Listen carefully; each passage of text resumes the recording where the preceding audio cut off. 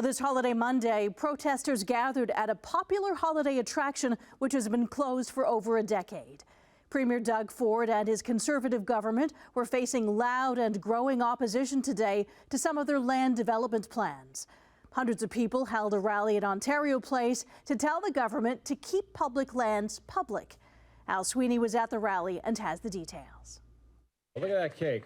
52 years to the day after Ontario Place first opened. Happy birthday to you. A campaign is growing to protect the lakefront park from Doug Ford's provincial government. We need every person in Ontario standing up to say, this is our place, not Doug Ford's place, not Austrian Spa's place, this is Ontario's place. Premier Ford announced plans this spring to revitalize Ontario Place by building a scaled-down version of the Ontario Science Centre on the site, along with a contract for the Austrian Therme Company to build what critics call a 13-story pay-to-play mega spa at Ontario Place, with what they say is up to $650 million of government support. We're calling for the cancellation of this outrageous contract with Therme.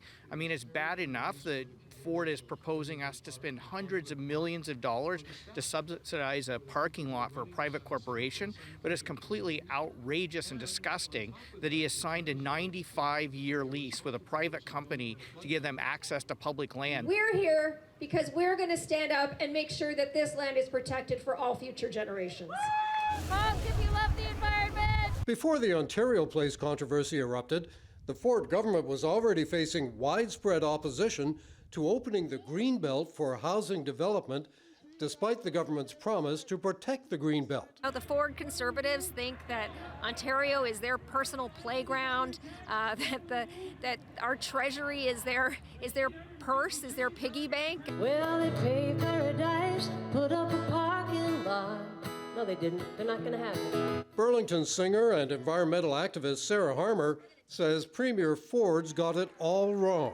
He doesn't understand his role as the premier to look after the public good, not just the private interests. A substantial number of people at the Ontario Place rally today were among the 102 registered candidates in the by-election for a new mayor of Toronto, with the threat of using the city's clout to oppose the Ford government's development plans. If he is not listening, then I'm going to bring the people of Toronto together to say, you have to listen or else watch out for your job. Ford's opponents say the fight over these public lands is a fight for the heart and soul of Ontario.